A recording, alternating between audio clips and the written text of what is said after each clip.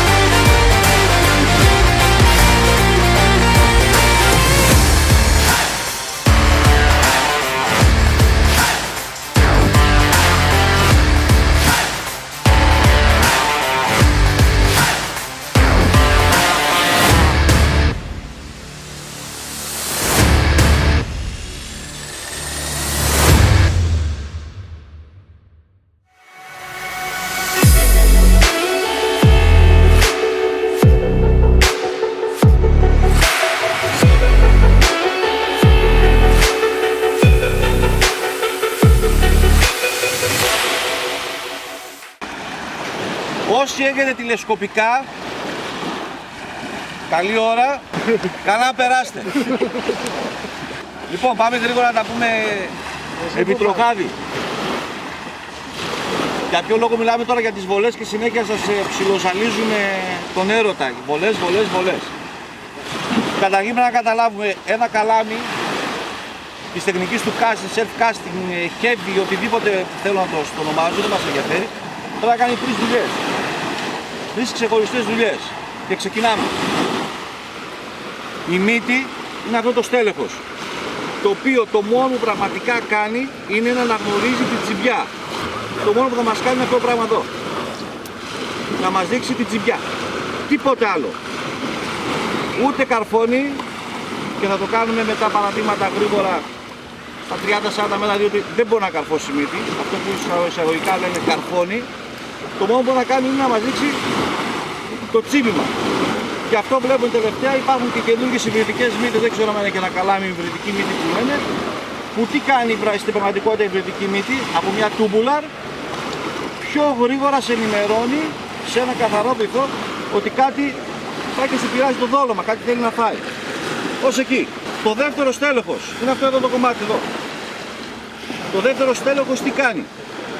Την ώρα που κάνουμε βολή, είναι το κομμάτι το οποίο θα οδηγήσει τη βολή μας αριστερά-δεξιά. Ανάλογα με το σημείο που τοποθετούμε το μολύβι, τον drop που λέμε, σε σχέση με τον πρώτο οδηγό, και ανάλογα με τη λειτουργία του καλάμιου, οδηγεί το καλάμι στη βολή πώς θα ρίξουμε, αριστερά, δεξιά ή ευθεία. Κάθε καλάμι που έχει το δικό του χαρακτήρα, δικό του στήσιμο, αμέσως με 2-3 βολές βρίσκουμε την ευθεία. Το τελευταίο και τρίτο στέλεχος από εδώ και κάτω είναι αυτό που πάνε οι βολές μας μακριά. Η δύναμη είναι του καλαμιού. Την ώρα που κάνουμε βολή είναι εδώ. Δεν είναι ούτε εδώ, ούτε στη μύτη. Όλο αυτό για να λειτουργήσει συνολικά όμως στη βολή πρέπει να κερδίσουμε χρόνο. Η βολή πάνω από το κεφάλι που έχουμε μάθει όλοι οι κλασικοί βουνίσια, φανταστείτε τώρα ότι θα πρέπει αυτό εδώ όλο το μήκος σε ένα πάρα πολύ μικρό χρονικό διάστημα να το λυγίσετε. Δεν μπορεί. Αν είχαμε ένα καλάμι 360, 390 ή ένα τηλεσκοπικό, μπορεί να το χρησιμοποιήσει και να το κάνετε άνετα. Αλλά ένα καλάμι που έχει μήκος 420, 450, εντάξει, χρειάζεται χρόνο λειτουργίας. Ένα καλάμι από εδώ μέχρι εδώ έχει να διανύσει αυτό το χρόνο. Ένα καλάμι στημένο από εδώ μέχρι μπροστά μέσα το χρόνο χρειάζεται για να δίνουμε ευκολία να λυγίσει. Οποιοδήποτε καλάμι αυτή και μήκος έχουμε την ευκαιρία να το λυγίσουμε. Αυτό βασικά κάνουν αλευτικές βολές, άσχετα οποιοδήποτε καλαμίου, casting weight και χρήσης. Και η δύναμη ανάκτησης του ψαριού μας φάλει είναι αυτό το σημείο. Όσο παιδευόμαστε να φέρουμε ένα ψάρι με το καλάμι μας είναι πάνω ψηλά και νομίζουμε ότι φέρνουμε κανένα κτήνος, δεν κάνουμε τίποτα. 500 γραμμάρια να λειτουργήσει το φρένο. Δεν θα τραβήξει. Εγώ το χαμηλώσει εδώ. Είναι το σημείο που θα το λειτουργήσει. Το φρένο από εδώ είναι σωστά. Γι' αυτό καμιά φορά λένε δεν έρχεται. Δεν έρχεται γιατί η μύτη καημένη τι να σε κάνει. Δεν μπορεί να τραβήξει ψάρι. Κάθομαι και πάνω. Η καθυστέρηση μέχρι να φτάσει στο ψάρι είναι τεράστια. Κάθομαι και πλάγια, δηλαδή στα εξωτερικά δεν λένε όλοι που κάνουν αυτό το κάθομαι εδώ, έτσι εδώ. Αυτό δες πόσο πιο γρήγορα πάει στο χέρι του. Εμείς θέλουμε να δουλεύει το κάτω στέλεχος γιατί όπως είπε και πριν ο Κώστας, τι κάνουμε, δίνει φόρτιση το δεύτερο και πρώτο στέλεχος σε μια βολή. Οπότε ταυτόχρονα και στο ψάρεμα γίνεται πιο σκληρό. Τα καλάμια που κάνουμε βολή πάνω από το κεφάλι σπάνε όταν έχω πει και σε ένα παλιότερο βίντεο, κατεβάζουμε το καλάμι είτε τηλεσκοπικό είτε τρίσμαστο χαμηλά μέχρι κάτω. Με αποτέλεσμα, η μύτη έρχεται διπλώνει προς τα πίσω, δεν έχει τη δύναμη να πετάξει ένα 100 γραμμάρια, 90 γραμμάρια, 125 γραμμάρια ή μια άγκυρα που δεχόμαστε και θέλουμε να ψεφάρουμε. Και εκεί σπάνε οι μυτούλες, ενώ η μύτη κανονικά δεν υπάρχει λόγος να σπάσει γιατί δεν συμμετέχει. Είναι μια ευθεία με το shock leader, δηλαδή μολύβι, shock leader και βέβαια δεν είναι μια ευθεία. Όσο βία και να κάνεις δεν έχεις καρφώσει, άμα το κατεβάσεις το καλάμι στα πλάγια. Γι' αυτό Μόλις θα σταθείς στην πίεση, άμα το πάρεις γλυκά, το έχεις καρφώσει κατευθείαν το ψάρι. Ακούστε δύο πράγματα. Εγώ όταν ξεκίνησα τις αλλιευτικές βολές πίστευα ότι ρίχνω 120 μέτρα. Και ήρθε εδώ πέρα ο κύριος και μου λέει φίλε μου δεν ρίχνεις το 80. Έλα στο χωράφι να μετρηθείς. Πραγματικά όντως υπό συνθήκες ευνοϊκές, δηλαδή είχα ευνοϊκό τον αέρα από πίσω, έφτασα 85 μέτρα. Και έτσι αποφάσισα να ασχοληθώ με αυτό το κομμάτι που με βοήθησε. Διαφορετική έτσι, εμβέλεια στο ψάρεμά μου. Μπορώ δηλαδή να ψαρέψω από τα 10 μέτρα μέχρι τα 150 μέτρα, ας πούμε, 160. Δεύτερον, μπορώ να αξιοποιήσω τον εξοπλισμό μου στο μέγιστο των δυνατοτήτων μου. Είναι μεγάλος παράγοντας αυτός να μπορέσω το καλάμι μου να το δουλέψω μέχρι εκεί που παίρνει. Και το κυριότερο είναι το πιο ξεκούραστο ψάρεμα, παιδιά. Εγώ προσωπικά όταν έμαθα τις βολές από τον Κώστα, είδα στον εαυτό μου, δηλαδή όταν έφευγα από το ψάρεμα, ότι άντεχα άλλο τόσο. Γιατί μιλάμε ότι του τύπου, ας πούμε, έπαιρνα και παρούσα εδώ, να σκύβω, να προσκυνάω το έδαφος και να πηγαίνω στα 80 μέτρα και μετά με μια απλή βολή, κρακ, να είμαι στα 120 μέτρα και να ψάρευω σαν να μην τρέχει τίποτα.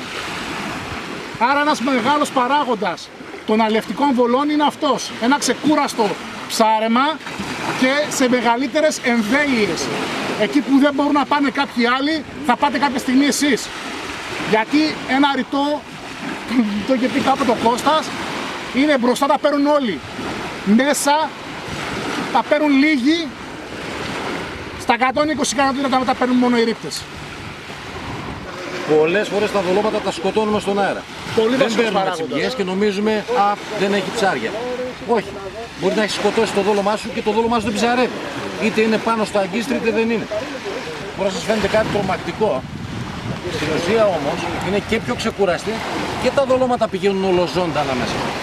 Σε σχέση με την above volley, έτσι. Υστερούνε βέβαια, για να τα λέμε όλα, υστερούνε λίγο στην ακρίβεια, το οποίο εκεί θέλει προπόνηση. Μία βολή πάνω από το κεφάλι είναι πολύ πιο ακριβέστερη. Δηλαδή backflip και όλα αυτά δεν βγήκανε απλά για να τα κοιτάμε και να τα ψαρεύουν οι άγγελοι. Δεν είναι μόνο οι άγγελοι που τα χρειάζονται, τα χρειαζόμαστε κι εμείς. Γιατί έχει ένα σταθερό δόλωμα, λιγότερη ένταση από τη βολή στο δόλωμα και καλύτερη παρουσίαση. Προφανώς που όλοι νομίζω ότι η παρουσίαση το θεωρούν, ας πούμε, νούμερο 1. Εξάλλου η περιέργεια σκότωσε το ψάρι. Τη γάτα, αλλά και στο ψάρι ισχύει το ίδιο. Σωστά. Εκτός από ασφάλεια, το σοκλίντερ κάνει και μία άλλη τεράστια δουλειά. Οικονομία. Και τι εννοώ.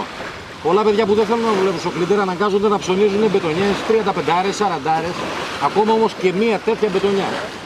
Στρεσαρίζοντά τη συνέχεια σε κάθε βολή, ξεχυλώνει, μαζεύει, κάποια στιγμή θα σπάσει. Ωραία. Δουλεύοντας σοκλίντερ, παίρνει όλο το σοκ. Το λίντερ, από πίσω η μπετονιά έρχεται ξεκούραστη, δεν την καταπονείς, κατά συνέπεια. Μπετονιές 0,25, 0,20 κτλ. Μη σας φανεί παράξενο ότι μπορείτε να τις κρατήσετε ακόμα και 2 χρόνια. Και σας το λέω εγώ που κάνω αθλητική αλία και έχω πάρα πολλές μπομπίνες με χαμηλά νούμερα. Τη 18 μου την μπετονιά εγώ την κρατάω 2 χρόνια. Είναι σαν να έχουμε μια καραμπίνα στα χέρια μας και βαράμε με μονόβολα σφαίρες. Άρα μιλάμε ότι είναι επικίνδυνο, οπότε κοιτάμε να μην έχουμε στα αριστερά και στα δεξιά μας κόσμο, ώστε να μην έχουμε ατυχήματα.